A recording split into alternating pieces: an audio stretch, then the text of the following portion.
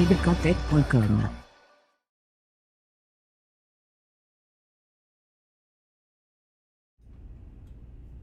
Bonsoir, buenas tardes, boa noite. Bienvenue à tout le monde à cette visioconférence Comment bien se préparer à une entrevue virtuelle. Déjà, nous sommes désolés de ces problèmes techniques, mais on va se reprendre avec tous les conseils que vous allez avoir ce soir. Donc, je me présente, Catherine Place-Ferland, conseillère attraction de talent chez Québec International et responsable de la mission Amérique latine. Je suis ce soir avec notre experte, Josiane Villeneuve de chez Abacus. Josiane cumule plus de 12 ans d'expérience en ressources humaines et c'est elle ce soir qui nous donnera les conseils. Je vous rappelle que cette visioconférence est en live et que vous pouvez poser les questions dans la langue de votre choix, français, anglais, espagnol, portugais sur notre chat.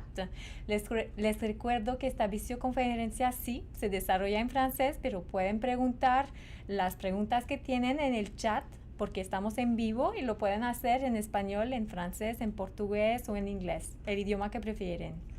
Esta conferência é interativa. Vocês poderão se comunicar online no seu idioma de préférence. Donc, sans plus tarder, merci d'avoir présenté votre candidature, d'avoir postulé à la 6e mission de recrutement Amérique latine, qui est encore un succès cette année. Il n'est plus possible de déposer sa candidature, mais les entrevues auront lieu la semaine prochaine, du 29 août au 2 septembre. Donc, certains d'entre vous ont déjà reçu leur convocation, d'autres les recevront demain. Donc, la date limite pour recevoir sa convocation pour passer une entrevue, c'est demain. Donc, ne vous inquiétez pas si vous n'avez pas encore reçu votre convocation. Donc, vous avez une entrevue la semaine prochaine, mais ce sera peut-être qu'une première entrevue. Dans le processus, Josiane nous en parlera. Il y aura peut-être une deuxième, troisième entrevue, peut-être même des tests techniques. Donc, sans plus tarder, je passe la parole à notre experte qui va nous parler de la préparation en entrevue, de comment se comporter ou quels trucs adopter durant l'entrevue et aussi quelques trucs sur après l'entrevue. Donc, Josiane, la parole est à toi et je vous rappelle que nous prenons aussi les questions. Donc, le 20 premières minutes, Josiane nous parlera. Ensuite, on ne fait que répondre à vos questions. Merci beaucoup, Catherine. Bonsoir tout le monde. Merci beaucoup pour votre présence et merci surtout pour votre patience. Alors, sans plus tarder, je vais commencer comme Catherine nous l'a dit. Je vais faire un survol global des conseils que j'ai à vous donner sur comment vous préparer, quoi faire pendant l'entrevue, quoi faire avant, comment se préparer adéquatement à passer une entrevue webcam avec des employeurs qui sont situés au Québec. Donc, vous ne soyez pas gênés à poser vos questions. Si vous voyez qu'il y a un point que je mentionne sur lequel vous désiriez avoir un peu plus d'informations ou qui n'est pas très clair, parce que oui, ce soir, la visioconférence est en français. Peut-être que mon débit est un peu rapide, mais ne vous gênez surtout pas si vous voulez qu'on répète quelque chose ou que vous voulez avoir plus d'informations. Les personnes sur le chat sont là pour nous transmettre vos questions et ça va me faire plaisir d'y répondre. Donc, je vais commencer à vous parler un peu plus des conseils de base. Donc, comment s'assurer qu'on est dans un environnement adéquat, qu'on a tous les outils nécessaires pour passer une bonne entrevue webcam et de profiter aussi de ce moment-là et de se sentir vraiment à l'aise pour bien communiquer notre expérience. Donc, vous allez peut-être trouver que c'est des conseils de base, mais il ne faut pas les sous-estimer. Donc, le premier conseil que je vous donnerais, c'est une bonne connexion Internet et surtout, testez votre connexion avant l'entrevue webcam. Peut-être faire un Skype avec un ami qui est situé dans votre pays ou encore si vous avez l'opportunité de connaître des gens qui sont situés à l'extérieur de votre pays, peut-être tenter de faire aussi une entrevue, pas une entrevue, mais une conversation Skype pour voir si la communication est assez fluide, vous entendez bien, l'image se rend bien et que vous êtes capable de converser avec la personne. C'est important ce que dit Josiane, en ce sens où nous, on a déjà vu par les années passées des candidats qui ne se sont pas connectés au moment de leur entrevue et donc l'entreprise a pris pour acquis que le candidat n'avait pas pris au sérieux sa convocation et donc elle a éliminé ce candidat-là. Et pour faire suite un peu sur ce que dit Catherine, essayez de vous connecter 5 à 10 minutes avant votre entrevue webcam. Donc, si jamais la personne a de la difficulté à se connecter avec vous parce que votre identifiant Skype, elle n'est pas capable de le trouver ou quoi que ce soit, au moins vous êtes capable de réagir à temps et vous avez quelques minutes devant vous pour prendre action ou essayer de communiquer avec les gens de Québec International pour savoir qu'est-ce qui se passe. De là, l'importance de nous envoyer votre identifiant Skype le plus rapidement possible pour qu'on puisse vous ajouter dans la liste. Donc, une bonne connexion Internet, testez Skype avant et vous assurez aussi d'avoir un endroit adéquat pour passer vos entrevues. Quand on est en entrevue, surtout quand on est en entrevue avec un marché qui est externe au nôtre, comme le marché québécois, on a souvent tendance à être un peu plus stressé et c'est compréhensible. Donc, si vous êtes dans un environnement qui est bruyant ou que vous ne vous sentez pas très à l'aise à parler ou qu'il y a du bruit ambiant autour de vous, vous allez être moins focus sur votre entrevue. Donc, moi, je vous suggère fortement d'être dans une place où vous allez pouvoir vous concentrer, bien communiquer avec la personne et pas vous faire déranger par des choses autour. Quand on parle de déranger, on parle aussi de votre chat et de votre animal de compagnie. Vos enfants. Ou vos enfants. C'est des choses qu'on a vues par le passé et ça n'a pas été très apprécié. De même chose, faire attention à ce qui est en arrière de vous. On comprend que vous pouvez aimer les groupes de musique métal ou certaines choses, mais s'il vous plaît, ne pas avoir d'affiche à l'arrière de vous. Donc, un endroit, un environnement adéquat. C'est pas aussi parce qu'on est par entrevue webcam qu'il faut pas s'habiller de manière appropriée pour une entrevue. Moi, mon conseil là-dessus, c'est de vous habiller comme si vous iriez passer une entrevue en personne. Donc, de manière professionnelle. Je vous dirais que c'est pas obligatoire de sortir le complet, la cravate est vraiment très, très, très professionnel dans ce sens-là, mais plutôt une chemise, un polo, et même si on vous voit pas, on vous voit juste au niveau du haut, comme nous ce soir, c'est quand même important de vraiment s'habiller complètement pour se mettre dans l'ambiance de l'entrevue, pour se sentir comme si on se déplaçait puis qu'on allait rencontrer l'employeur dans ses bureaux. Donc, et ça démontre, ça vous met en situation et ça vous donne un certain aussi standard de professionnalisme que vous allez être plus facilement à communiquer avec l'employeur si vous êtes vraiment dans cette situation-là.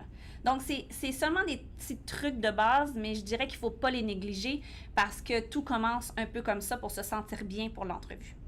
Maintenant, comment je me prépare pour une entrevue avec un employeur qui est situé au Québec? Donc, il y a une chose qu'il faut que je pense que je vais adresser tout de suite avant qu'on aille plus loin de c'est quoi qu'il faut que je fasse avant, pendant et après. C'est vous devez apporter en entrevue le professionnel et pas la personne qui désire immigrer au Québec, l'immigrant. Donc, les entreprises qui vont vous passer en entrevue sont pas là pour embaucher des immigrants. Ils sont là pour embaucher des professionnels qui désirent venir travailler dans un autre pays que le vôtre actuellement. Donc, ils veulent avoir des gens qui démontrent ce professionnalisme-là, qui démontrent une expertise, qui sont capables d'apporter une expérience, des compétences techniques, des compétences personnelles à l'entreprise. Donc, apportez ce professionnel-là à l'entrevue. Ayez une certaine confiance en vous, soyez capable d'exprimer votre expérience, vos projets. Ayez pas peur non plus de mettre de l'avant les réussites que vous avez eues. Donc, de cette manière-là, vous allez amener le professionnel et pas nécessairement l'immigrant. Comment se préparer à l'entrevue? Comment être en mesure de bien communiquer ce professionnel-là? Je vous dirais qu'en premier lieu, il faut que vous connaissiez un peu l'entreprise pour laquelle vous allez passer une entrevue. Donc, allez faire des recherches sur le site web, sur LinkedIn, voir leur page d'entreprise, sur Facebook. Essayez de gagner le plus possible d'informations, de compréhension de qu'est-ce que fait l'entreprise, du produit qu'elle développe, des choses qu'elle fait à l'interne, tout dépendamment du poste sur lequel vous avez appliqué. Et lorsque vous connaissez un peu mieux cette entreprise-là, il faut vous attarder davantage au poste sur lequel vous aviez appliqué. Donc, quelles sont les responsabilités demandées? Quelles sont les compétences techniques recherchées? Et comment vous, votre expérience, peut répondre à ces besoins-là. Donc, tout au long de l'entrevue, vous allez voir, les employeurs vont vous poser des questions afin de mieux comprendre votre environnement de travail, vos responsabilités à l'intérieur de votre poste que vous occupez actuellement et les postes ultérieurs, avant. Ils vont aussi essayer de comprendre votre environnement technique, la complexité de tout ce que vous faites.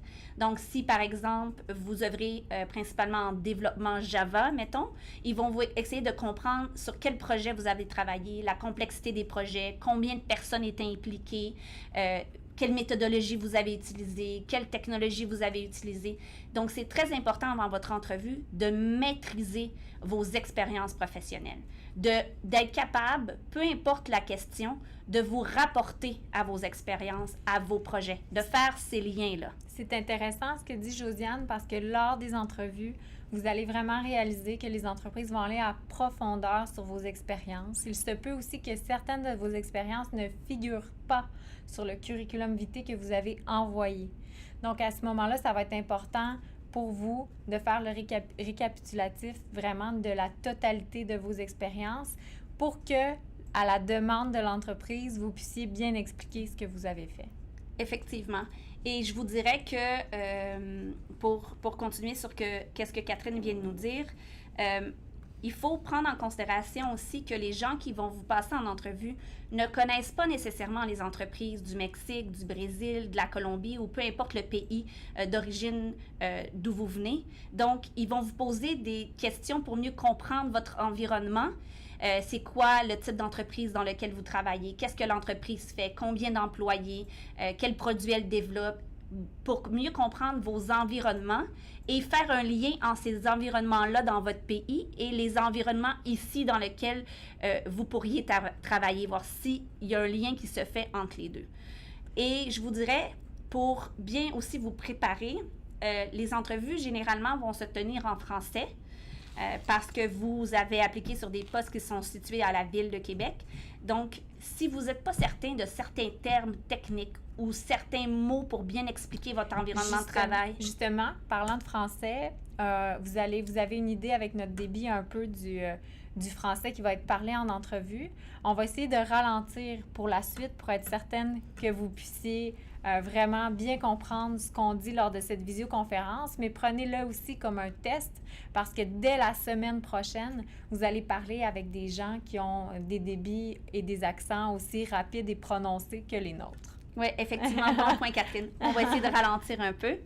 Donc, cherchez ces mots dans le dictionnaire, essayez de trouver des gens qui peuvent vous aider au niveau du vocabulaire, mais c'est très important de le faire avant l'entrevue parce que c'est pas rendu à l'entrevue que vous allez figurer que vous connaissez pas le mot. Oui, excusez-moi. Non, je vais juste finir ma phrase pour pas que j'oublie qu'est-ce que j'ai à dire. Et là, vous allez me dire que ce que je vais vous dire peut avoir l'air un peu bizarre, mais essayez de vous pratiquer devant le miroir. C'est souvent quand on dit les choses à haute voix qu'on se rend compte qu'il y a des mots qui nous manquent ou il y a des choses qu'on est capable de moins bien expliquer. Donc, c'est un conseil que je vous donne. Ou si vous avez l'opportunité d'avoir quelqu'un dans votre entourage qui parle le français, pratiquez avec cette personne-là pour que vous soyez plus à l'aise. Ça va être peut-être la deuxième, troisième fois que vous allez le dire en entrevue si vous le pratiquez devant le miroir. Donc, ça serait peut-être quelque chose que je vous conseillerais pour vous sentir plus à l'aise avec le français lors de l'entrevue. Exactement. Donc, aujourd'hui jusqu'à l'entrevue, pratiquez-vous en français. Mais une nuance très importante qu'on a vue aussi par les années passées, il y a des gens qui passaient des entrevues avec la personne dans leur entourage qui parle français qui était juste à côté. Donc, ça, on ne le conseille pas du tout parce que ça crée un décalage, en fait, entre vous et l'entreprise, comme s'il y avait un intermédiaire dans la conversation. Souvent, la personne est un peu insécure car elle demande à l'autre personne de se valider. Donc, on ne recommande pas d'avoir quelqu'un qui parle français avec vous dans la salle parce que ça peut même démontrer que vous ne maîtrisez pas la langue. Je vous rappelle que la plupart des entrevues se font en français, sauf pour ce qui est des postes techniques, il va y avoir un appui linguistique dans certaines des salles, surtout pour les postes de machinistes, entre autres. Certaines autres entreprises vont avoir des employés à l'interne qui sont originaires soit du Brésil, soit de Colombie ou soit du Mexique avec eux. Mais c'est un point très, très, très, très important là, que je voulais ajouter. Et en plus, ça ne donne pas l'opportunité à l'entreprise de vraiment voir votre niveau de communication. Et la communication étant quand même un critère important, vous voulez vraiment que l'entreprise sache à quel niveau vous vous situez au niveau de la communication en français. Une question aussi qu'il faudrait peut-être préparer avant, c'est le fait que beaucoup d'entreprises qui participent à la mission de recrutement en ligne, c'est des entreprises qui vont embaucher des gens qui requièrent un permis de travail pour venir travailler ici. Donc, quand certainement que l'entreprise va vous demander pourquoi avoir appliqué sur le poste, pourquoi vouloir venir travailler au Québec, pourquoi vouloir vous installer au Québec, quels sont vos objectifs à court, moyen, long terme, est-ce que vous désirez rester ici ou c'est de manière temporaire que vous voulez venir au Québec? Donc, c'est toutes des questions que vous devez réfléchir un peu avant de passer l'entrevue avec les entreprises pour ne pas être pris au dépourvu et pas vraiment savoir quoi répondre. C'est un autre point important que Josiane nous mentionne. Les entreprises vont vous demander pourquoi vous voulez venir au Québec ou comment vous trouvez le Québec.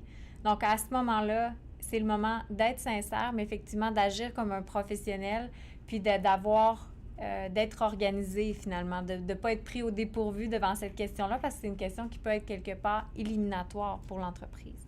Effectivement.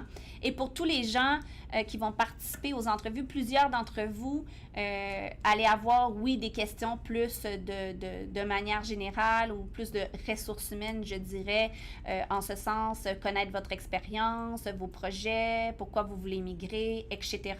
Mais vous pouvez aussi vous attendre pour les postes plus techniques à avoir des questions aussi reliées à vos compétences techniques. Donc, ça ne sera pas nécessairement des tests que vous allez devoir faire devant l'ordinateur pour les développeurs, mais ça va être des questions techniques orales.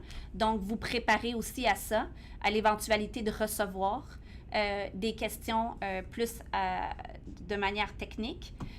On disait que le français va être la langue majoritaire utilisée pendant les entrevues. Vous pouvez aussi vous attendre pour ceux qui ont postulé sur des postes qui requièrent comme atout de posséder un niveau de communication en anglais. Peut-être que l'entreprise voudra aussi voir si vous avez un niveau d'anglais et si oui, quel est ce niveau-là. Un autre point que Josiane vient de dire que j'aimerais ressouligner, c'est effectivement le fait que vous allez vous faire, dans certains cas, poser des questions techniques lors de l'entrevue. Et les entreprises m'ont confirmé que dans la plupart des cas, il y a des experts techniques dans vos premières entrevues, même si elles sont courtes. Donc, effectivement, puis comme le dit Josiane, de préparer le vocabulaire en lien avec les termes techniques dans votre corps d'emploi. Effectivement. Et une chose que je rajouterais aussi, avant de peut-être passer aux premières questions, je ne sais pas si on en a, oui. Mais j'ai 2 petits points peut-être qui seraient importants aussi à penser. Les entreprises au Québec aiment bien en entrevue que vous leur posiez des questions. Ça leur permet de voir votre intérêt face à l'entreprise. Est-ce que vous avez fait des recherches? Est-ce que vous comprenez un peu qu'est-ce qu'ils font?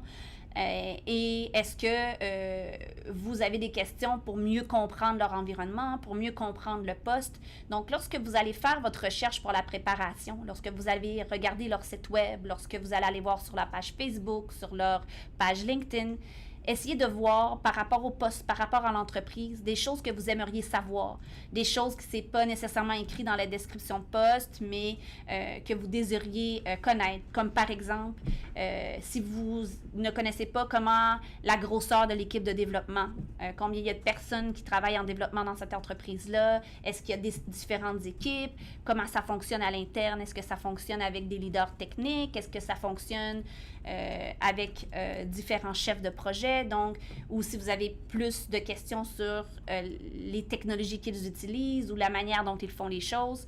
Les entreprises aiment bien que vous avez préparé des questions pertinentes, des questions qui vous aident à mieux comprendre l'entreprise, à mieux comprendre le poste, à mieux comprendre leur environnement.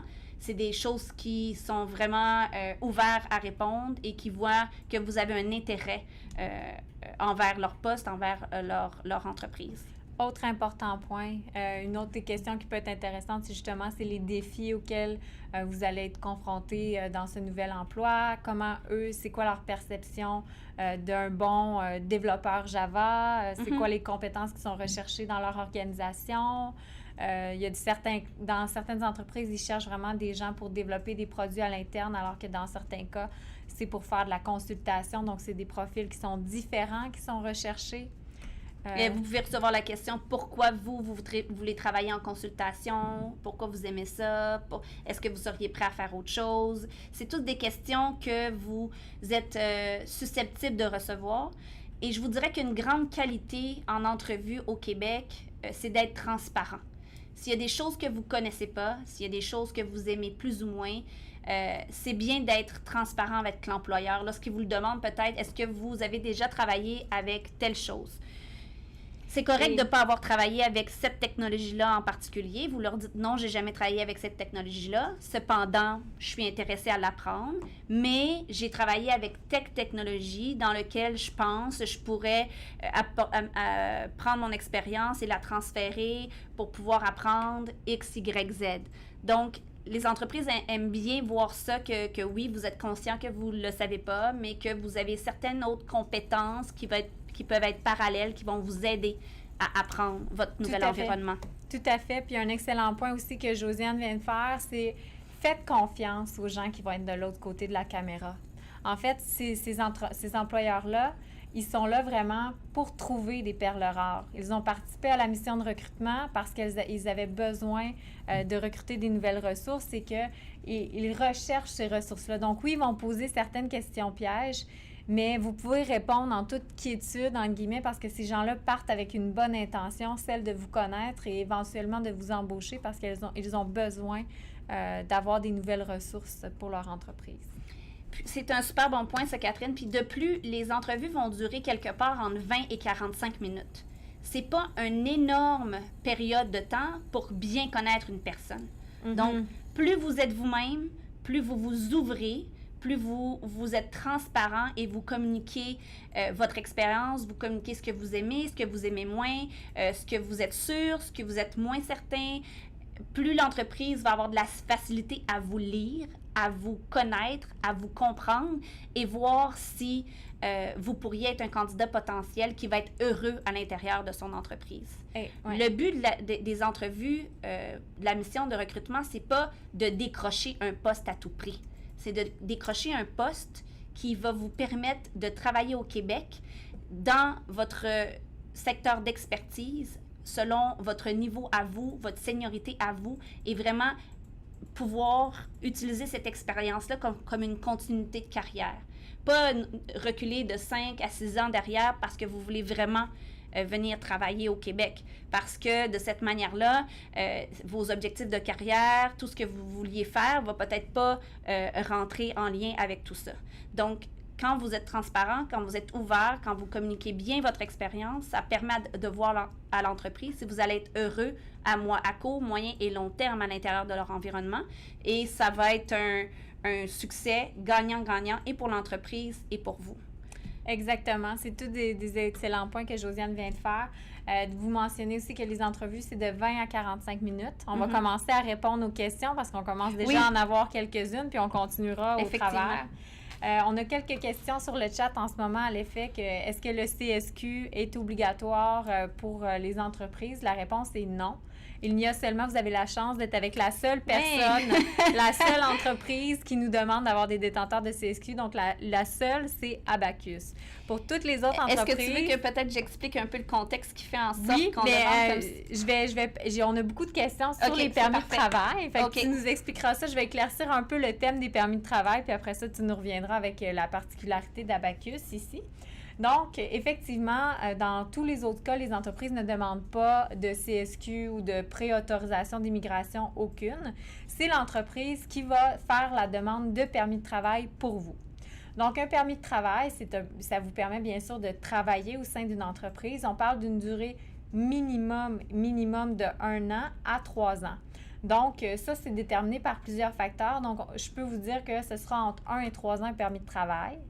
Sachant qu'après 1 an de travail dans une entreprise, vous pouvez demander votre résidence permanente. Donc, vous pouvez avoir votre résidence permanente quand même assez rapidement. Pour ce qui est des visas de travail, je crois que j'avais une autre question relative à ça. Donc, oui, effectivement, autre point important, votre conjointe va pouvoir aussi bénéficier d'un visa de travail ouvert. Donc, ils vont pouvoir travailler pour n'importe quelle entreprise et vos enfants vont pouvoir avoir un permis d'études.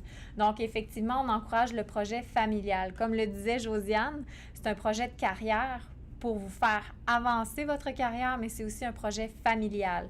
Et ça, c'est en entrevue même, ça peut être intéressant de le mentionner, que peut-être même qu'on va vous poser la question, est-ce que votre conjointe est au courant? Quelle est sa profession? Parce que les entreprises veulent s'assurer qu'en vous recrutant, vous, finalement, c'est un projet de famille et qu'ils ne vont pas vous faire venir faire les papiers d'immigration pour vous et que vous allez retourner au bout de quelques mois parce que votre conjointe n'est pas satisfaite ou qu'elle n'était pas avec vous. Donc, ça aussi, c'est un point qui est très, très, très important. Donc, je vais laisser Josiane expliquer pourquoi il n'y a qu'Abacus qui demande des CSQ. Pendant ce temps-là, je vais regarder les autres questions là, que vous nous posez sur le chat.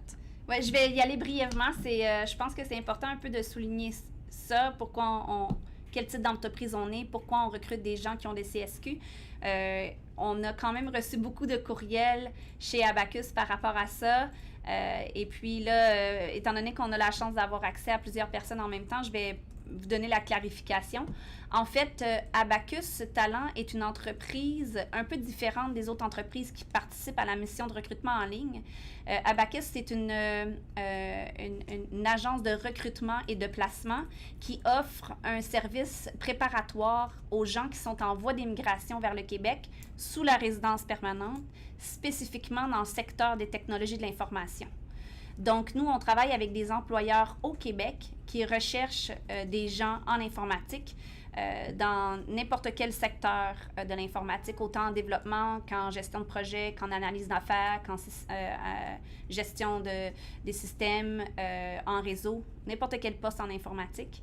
Et puis, étant donné que le Québec est un bassin qui est présentement en pénurie de main-d'œuvre, pénurie de main-d'œuvre, ça signifie qu'il n'y a pas assez de gens dans notre marché pour combler tous les postes qu'il y a au Québec. Donc, nous avons décidé d'offrir aux entreprises au Québec l'opportunité d'avoir accès à des talents à l'international. Donc, pourquoi on s'est tourné vers les gens qui sont en voie d'immigration vers la résidence permanente, donc qui ont des CSQ, parce que ils n'ont pas besoin, lorsqu'ils obtiennent leur visa, de faire toute la paperasse administrative du visa de travail qui enlève quelques mois d'attente à l'entreprise pour avoir son talent. Puis ici, je dois mettre quelques nuances. Là. Il va sûrement avoir des questions sur la durée d'obtention du permis de travail. Dans certains cas, dépendamment des territoires puis comment ça va, ça peut être très court avant d'avoir le permis de travail. Mais dans certains cas aussi, on parle d'un 6 à 9 mois. Après l'embauche. Donc, on a une question aussi à savoir à l'effet, si l'entreprise veut m'engager, est-ce que je vais avoir droit à un permis de travail? Effectivement, oui.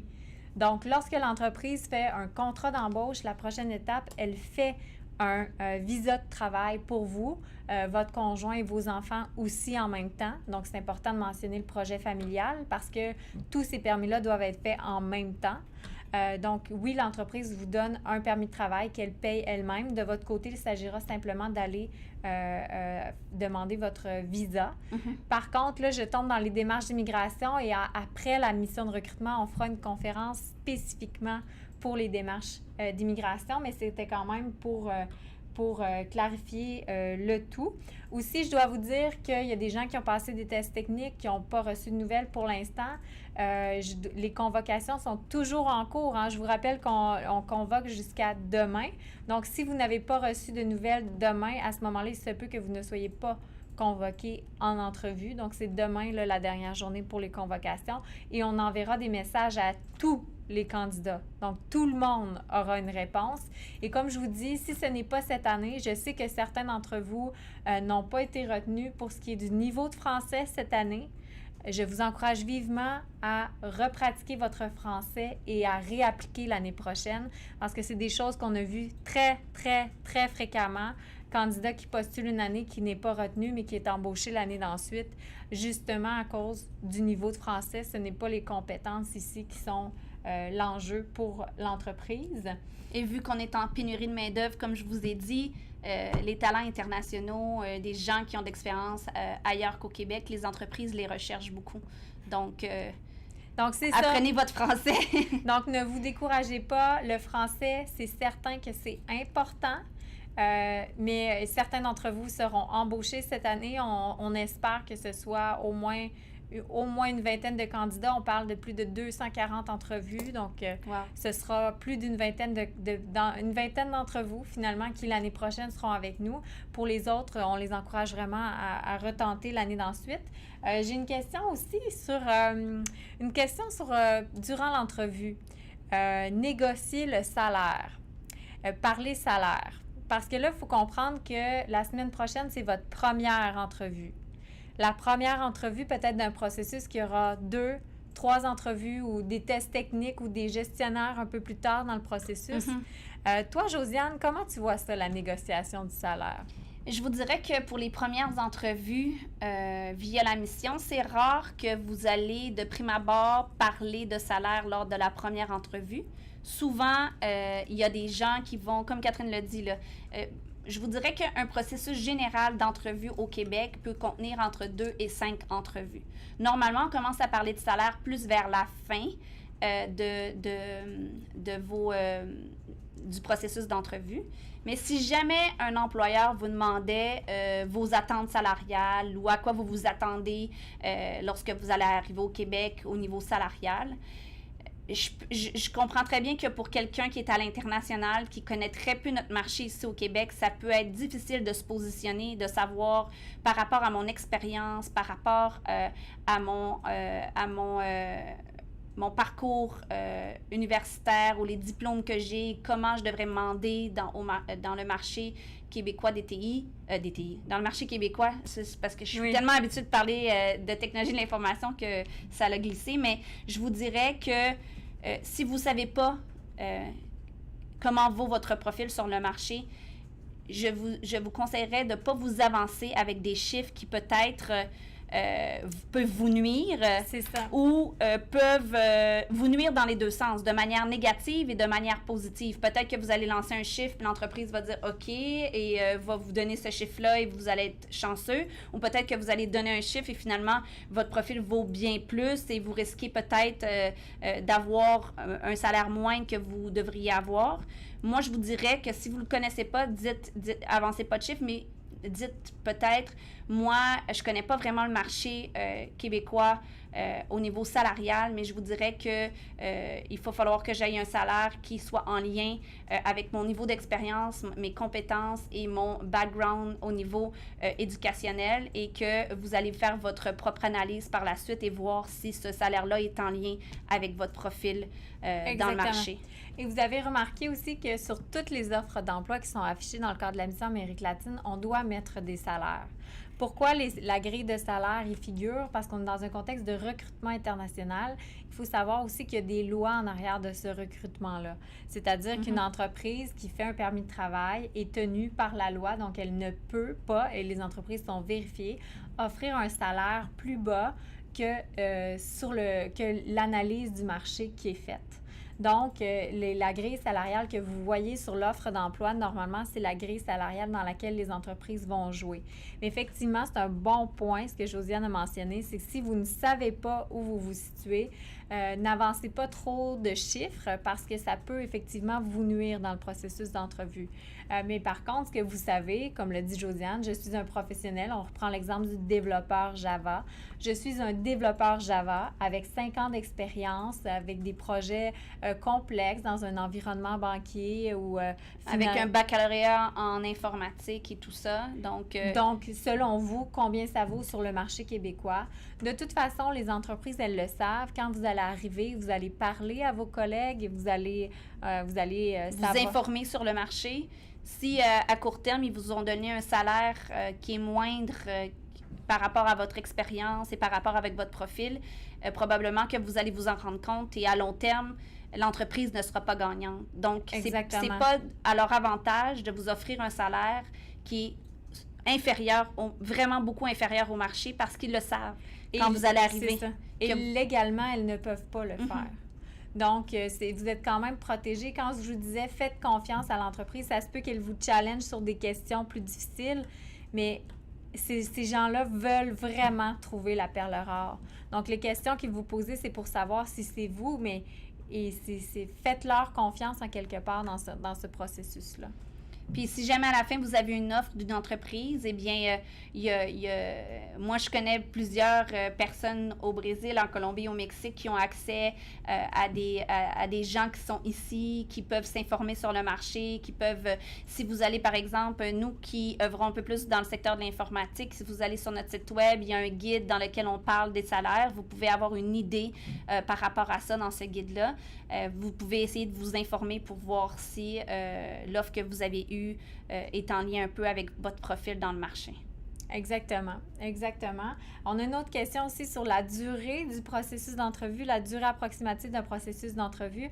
Josiane disait qu'on est en moyenne entre 2 et 5 entrevues au Québec, donc ce ne sera que la première la semaine prochaine. Faut savoir aussi que certaines d'entre vous ont des entrevues pour plusieurs entreprises. Donc, nous, on encourage les entreprises à faire rapidement leur processus. Il n'y a pas de durée, comment je vous dirais, il n'y a pas de durée définie. Chacune des entreprises est responsable de la durée de son processus. Mais nous, Québec International, on leur recommande d'aller le plus rapidement possible pour s'assurer, ça vaut aussi pour Josiane, pour s'assurer que les bons talents sont bien pris en charge. Donc, je vous dirais que dépendamment de l'entreprise, ça pourrait aller peut-être à 1 mois, je dirais, pour finaliser un processus. Même, on a vu plus vite que ça, là, je dirais peut-être de 2 semaines à quelques mois. Ça serait ça la durée, mais nous, on fait la recommandation que ça aille le plus vite possible. Vous pouvez toujours vous informer de comment va le processus et quelle est la prochaine étape, parce que des questions qu'on a souvent de la part des candidats, c'est est-ce que je dois vendre ma maison? Est-ce que je dois laisser mon emploi? Est-ce que je dois vendre mon auto? Est-ce que je dois sortir mes enfants de l'école? Ça, il faut faire attention de faire ces démarches-là vraiment au bon moment, au moment où le permis de travail est arrivé. Donc, ça aussi, Québec International, on est là pour répondre à vos questions, que ce soit sur Québec en tête, Québec en la cabeza, québecnlacabeza.com. Vous pouvez nous écrire aussi en courriel sur Facebook en tout temps. On est là pour répondre à ce type de questions-là. Ce sont des gros changements de vie, donc il faut vraiment faire les bonnes choses au bon moment. Donc, c'est ça, les candidats. Il y a certains candidats aussi qui ont appliqué sur plusieurs postes d'une même entreprise.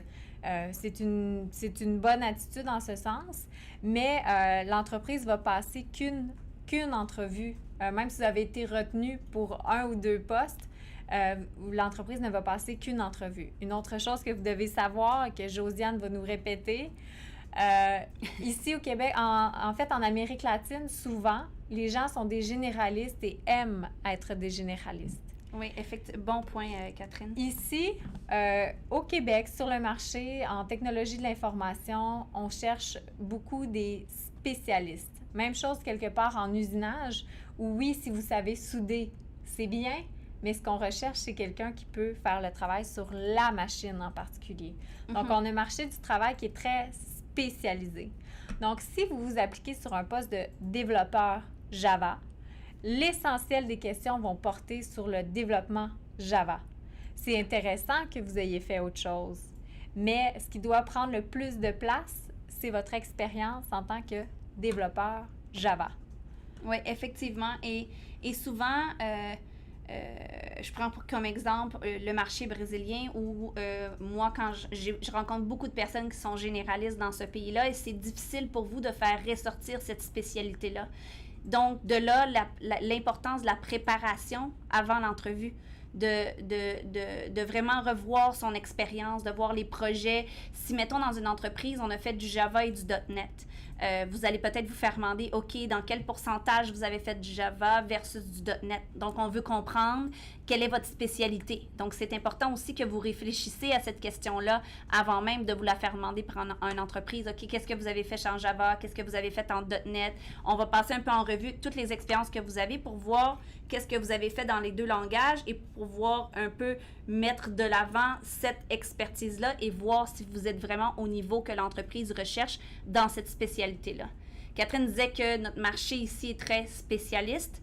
Je vous dirais qu'en proportionnalité, vous allez revoir dans le marché 75 à 80 des postes en informatique plutôt qui sont pour des spécialistes et 20 à 25 plus généralistes. Ça se peut au Québec d'avoir des postes qui demandent un peu plus de généralité, mais en grosse majeure partie, ça va être des postes de spécialistes. Donc, il faut être capable de mettre ça de l'avant quand on parle de notre expérience et avoir réfléchi à ça. Ah, dans cette entreprise-là, je faisais ça et ça, je faisais plus de ça ou plus de ça, et dans quelle proportion, parce que c'est quelque chose qui va être probablement demandé. Super intéressant. Effectivement, on a une spécialiste, je vous le rappelle. On a aussi d'autres questions en ce moment. Il y a des gens qui se posent la question. Mais dans quelle langue se fera l'entrevue? On le dit, on le répète. Pratiquez-vous ce soir avec notre élocution. Ce sera en français. Donc, les entrevues se dérouleront en français, sauf pour ce qui est de l'usinage avec SUOT. Vous allez pouvoir parler votre langue maternelle.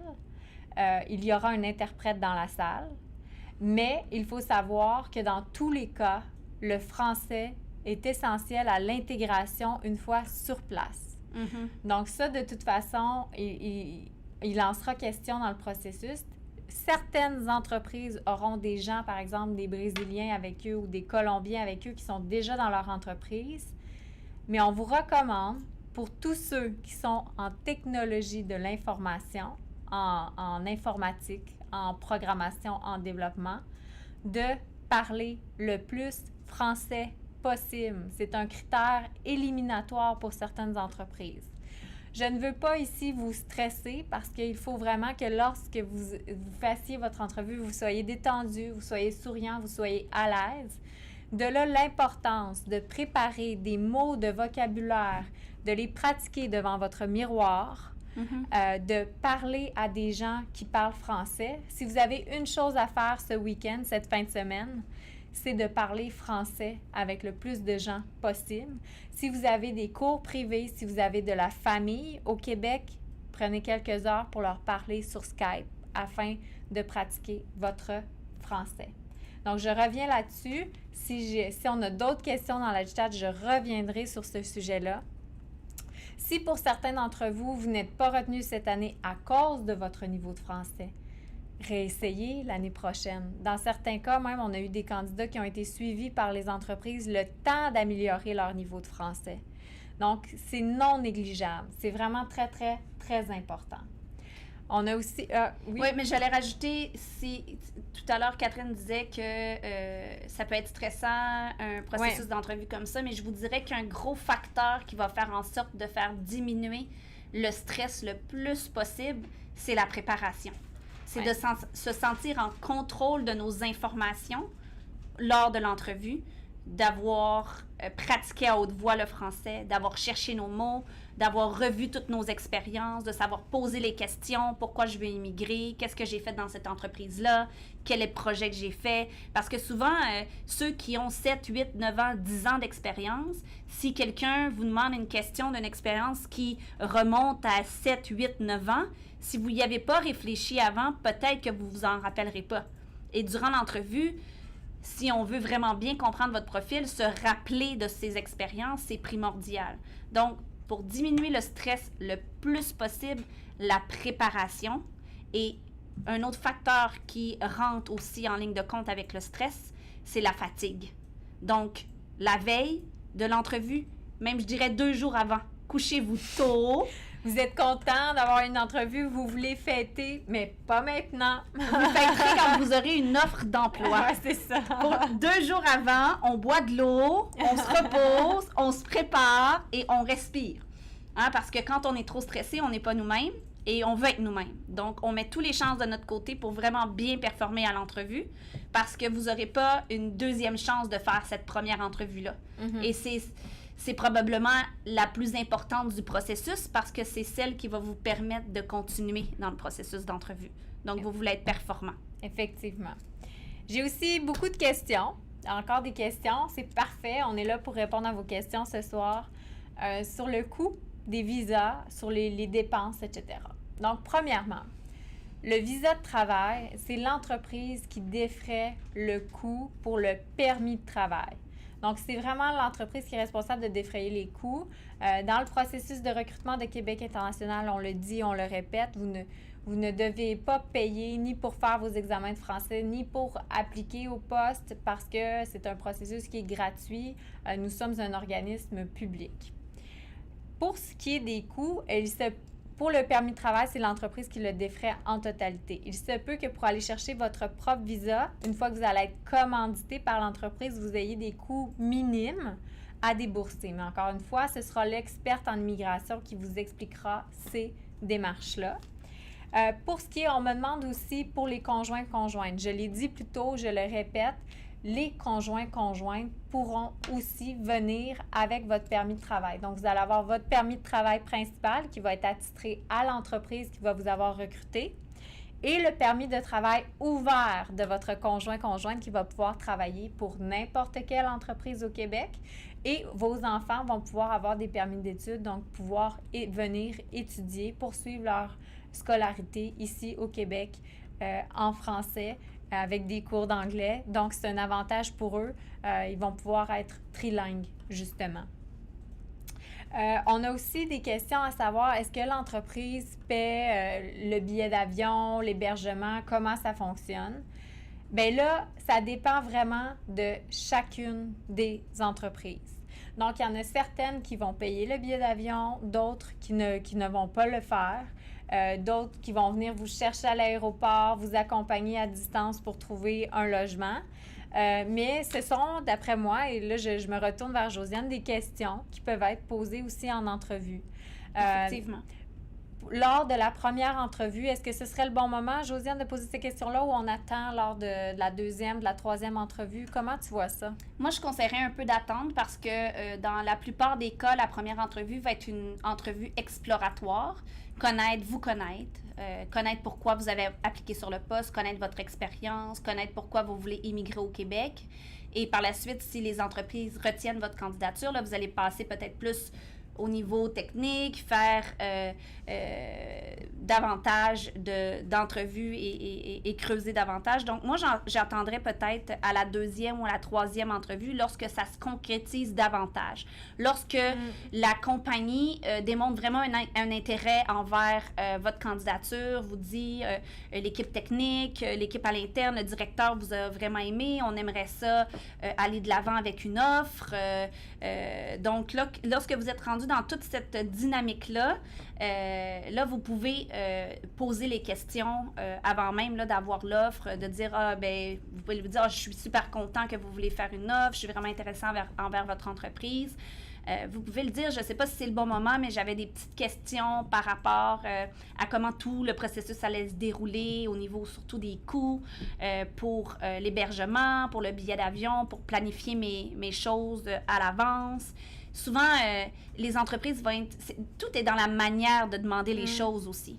Si vous arrivez avec une liste complète et puis de manière un peu tac, peut-être que l'entreprise va un peu reculer, mais si vous dites par souci de planifier mes choses, j'aimerais ça savoir X, Y, Z, sont vraiment ouverts ils vont pas, les entreprises vont pas recruter à l'international sans savoir que vous allez avoir ces questions-là. Les entreprises sont au courant que vous vous souciez de ça, des coûts, que vous vous souciez de votre famille, que vous vous souciez de votre vie au Québec et ils vont répondre à ces questions-là. Et justement, peut-être qu'on pourrait aussi glisser un mot sur un peu, oui, le marché du travail, mais un peu comment ça fonctionne, par exemple, pour les payes. Dans certains pays, il y a une 13e paye, ou ça. Comment ça fonctionne au Québec là, pour les payes?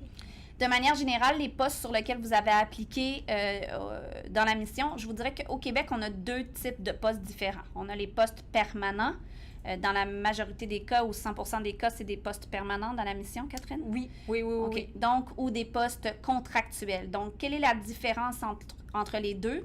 Les différences majeures, c'est qu'un poste permanent, vous travaillez pour l'entreprise. C'est une période de temps indéterminée. Vous recevez un salaire qui est basé sur un salaire annuel, donc une année. Et on parle aussi, donc vous avez accès aussi à des vacances payées, à tous les bénéfices que l'entreprise offre également, comme des assurances collectives, des journées maladie, tout ce que l'entreprise offre, ça vient avec un poste permanent. Dans les postes permanents, je vous dis que le salaire est de manière annuelle, mais vous ne recevez pas votre paye qu'une seule fois par année. Vous la recevez, pour la majorité des cas, c'est à tous les 2 semaines ou 2 fois par mois. Et dans des entreprises, quand je vous parlais de bénéfices, vous pouvez aussi avoir accès à la fin de l'année, par exemple, à un bonus annuel. Donc, ça, c'est des choses que vous allez pouvoir entendre. Le salaire est de 70 000 $ par année et 5 % de bonus annuel à la fin de l'année ou à la mi-année. Ça dépend des entreprises. Mais là, encore une fois, effectivement, ça dépend des entreprises. Donc, c'est bon de le savoir avant. Parce que dans certains cas, des fois, on a les primes de Noël. Donc, mais dans certaines entreprises, ce n'est pas le cas. Donc, mais si vous entendez parler de bonus, ça se peut. C'est des choses qui sont possibles. Des questions que vous pouvez demander par rapport à ça, c'est de quelle manière ils donnent les bonus. Parce que ça peut être selon 2 critères. 1, votre performance au travail et 2, la performance de l'entreprise.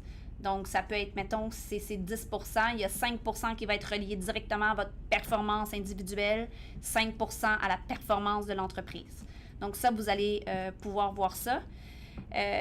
Pour le contractuel, je vais passer brièvement juste pour que vous ayez l'information si jamais par d'autres voies, vous avez accès à des postes et qu'on vous parle de contractuel. Ce n'est pas le cas durant la mission. La mission, c'est des postes permanents. Mais les postes contractuels, la grosse différence, c'est que c'est une durée déterminée. 3 mois, 6 mois, 12 mois, ça peut aller jusqu'à 18 mois. Et on parle de salaire par heure. Donc, c'est vraiment la grosse différence. Mais pour vous, dans la mission, ça va être des postes permanents où on parle de salaire annuel et dont vous travaillez pour l'entreprise. Période indéterminée d'emploi. Parfait. Merci, Josiane. On a d'autres questions. Catherine. dont une qui concerne Abacus. Donc, les gens se demandent si ceux qui ont entamé une démarche de CSQ ont été pris en considération par Abacus.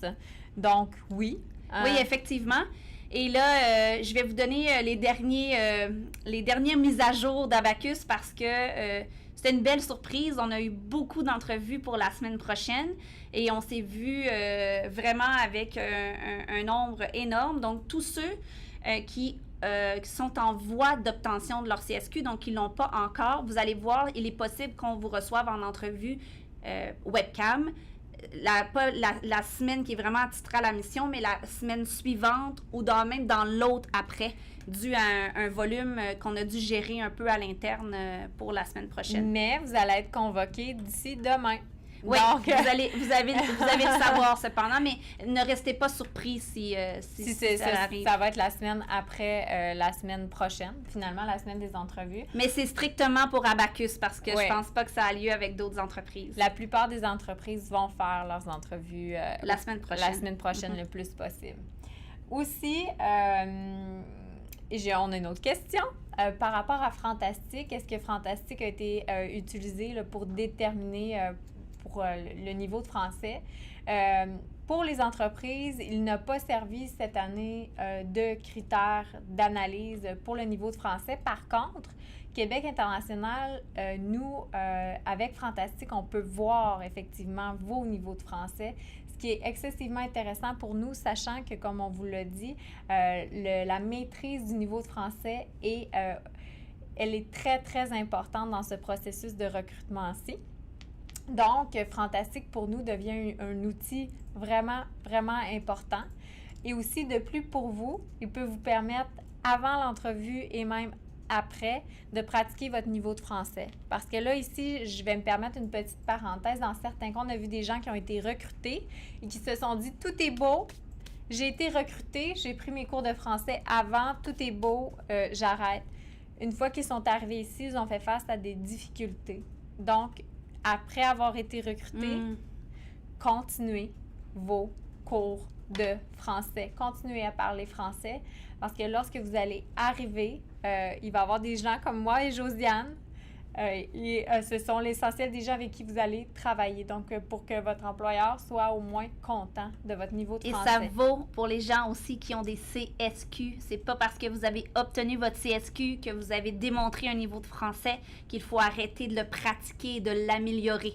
Plus vous avez un niveau de français élevé quand vous arrivez au Québec avec votre résidence permanente, plus vous allez vous donner accès à un nombre de postes élevé. Donc, il faut continuer à pratiquer. Parce que si vous arrivez peut-être dans un an et demi, le français, ça se perd rapidement. Donc, et c'est un message aussi pour les détenteurs de CSQ et même pour tous les candidats. La mission de recrutement est une excellente opportunité pour vous de trouver un emploi au Québec avant votre arrivée.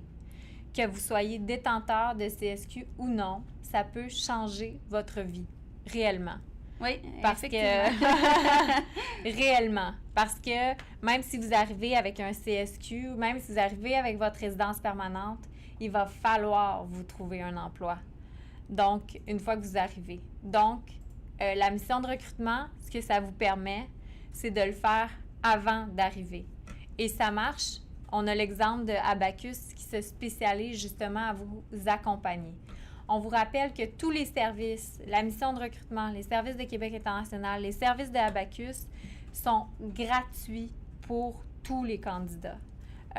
Parce que notre but, c'est vraiment d'aider les entreprises de la région de Québec à trouver les gens dont ils ont besoin pour ce développement. Et ces gens-là, ce sont vous qui nous écoutez ce soir.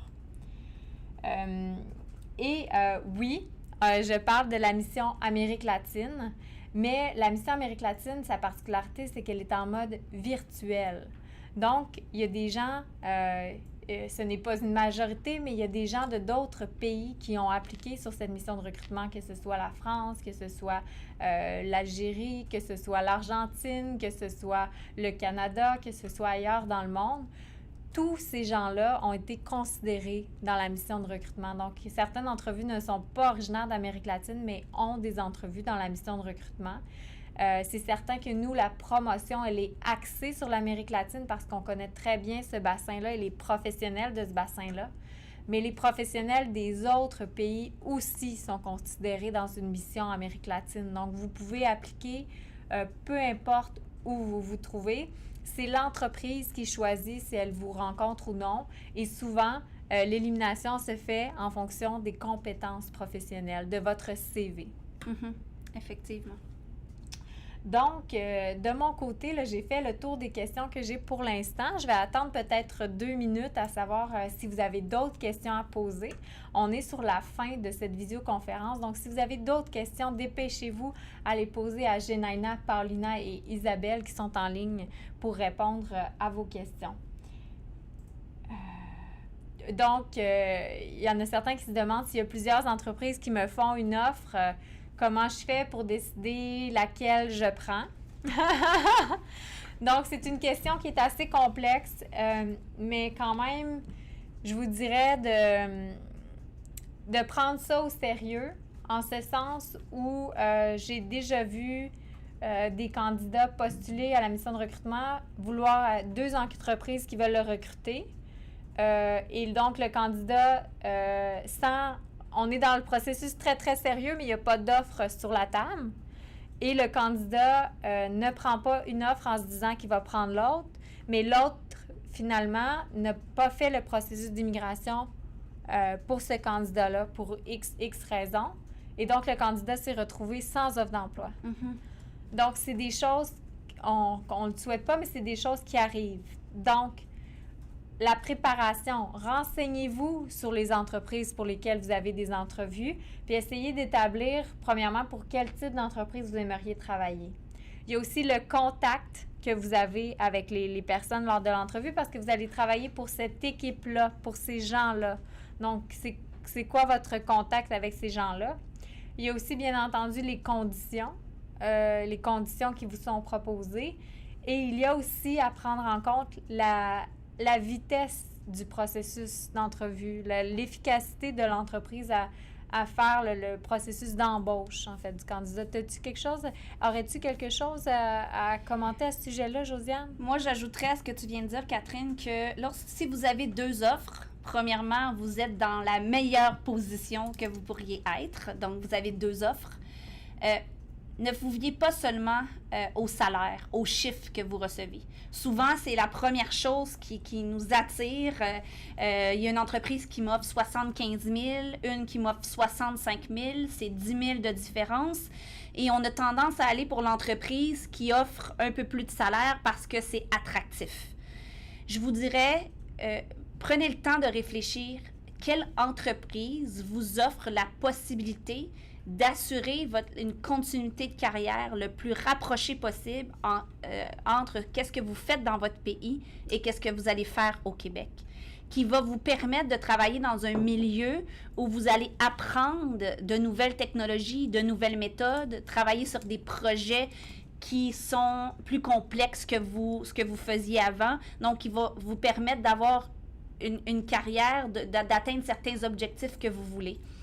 Certaines fois, un 10 000 de différence dans une entreprise, je vais vous donner un exemple concret. Mettons que vous avez une offre à 65 000 dans une entreprise qui travaille avec des technologies vraiment à la fine pointe. Si on parle de Java, vous allez travailler avec la version 8 de Java dans un environnement web complexe où il y a de l'intelligence d'affaires, du big data, sur des projets qui sont vraiment, vraiment larges, qui ont beaucoup, beaucoup de clients, etc., et avec une équipe le fun, une méthodologie aussi qui est avant-gardiste et tout ça. Et le 75 000, bien, c'est correct comme environnement. C'est pas ce qui est le plus à jour, mais c'est pas ce qui est le plus ancien non plus. C'est comme correct.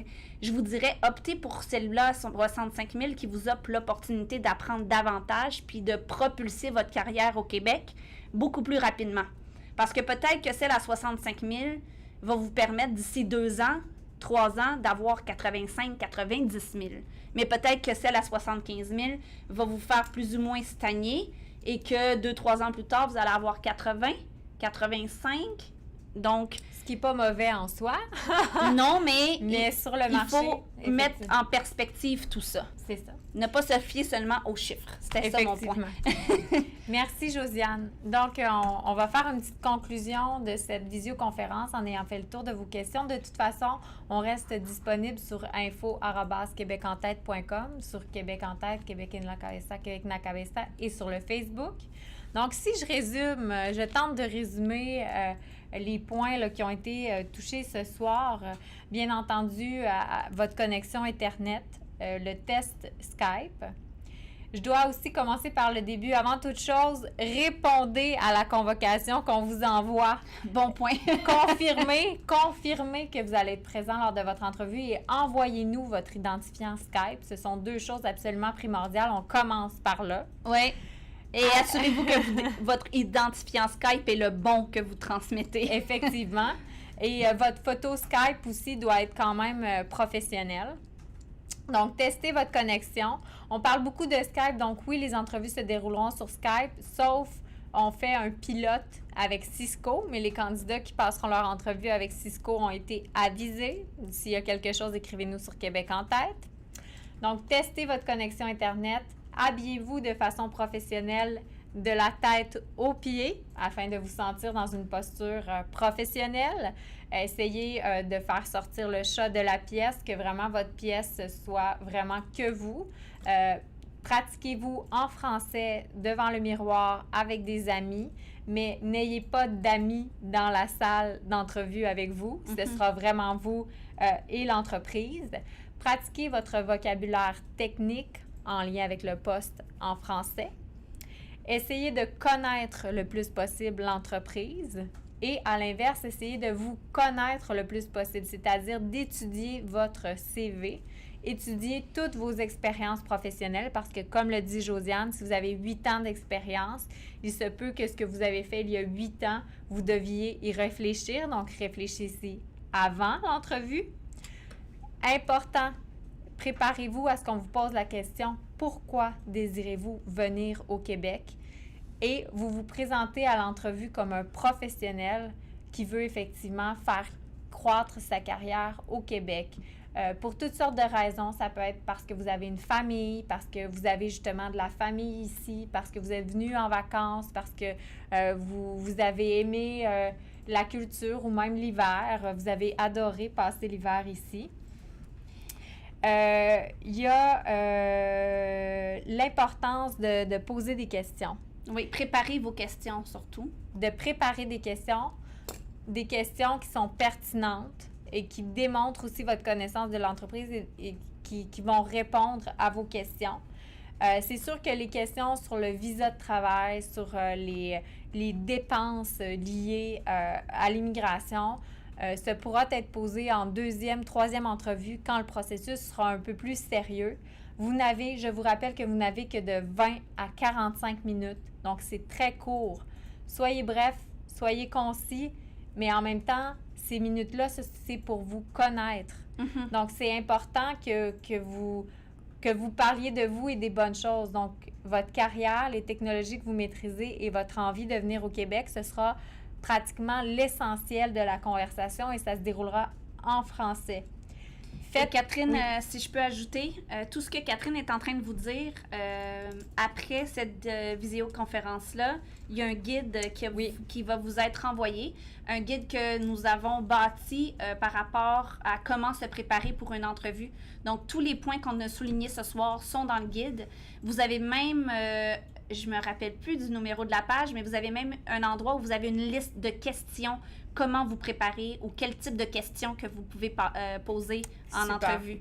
Donc, je crois que Québec International vous fera parvenir ce guide-là suite à cette On vous enverra ce guide-là et il sera aussi disponible sur notre page Facebook de Québec en tête. Les derniers points qui me restaient à résumer... Oui, pardon. Mais non, c'est parfait, on est là pour ça.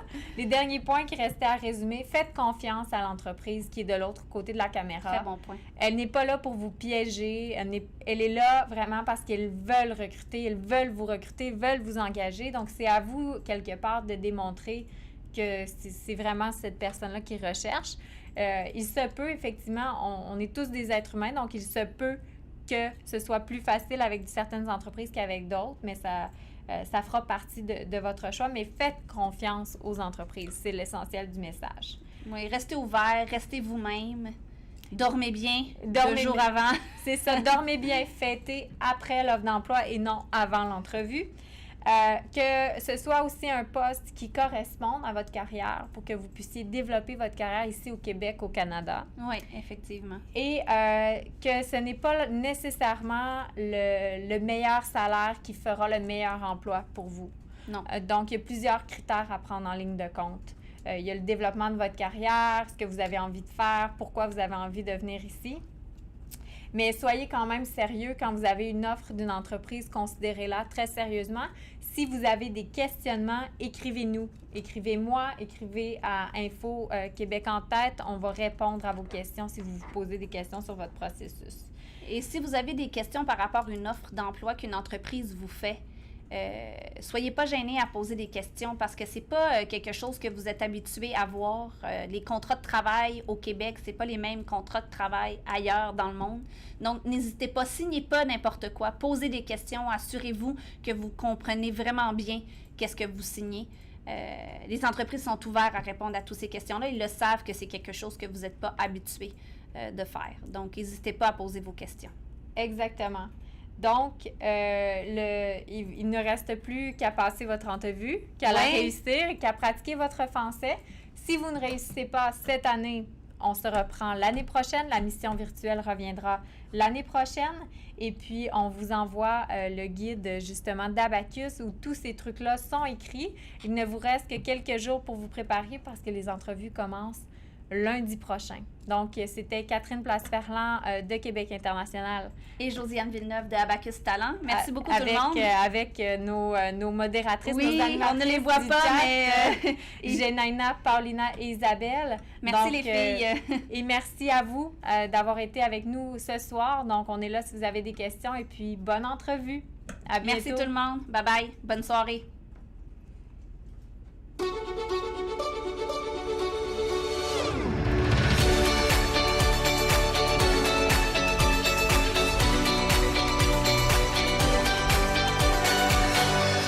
québecentête.com.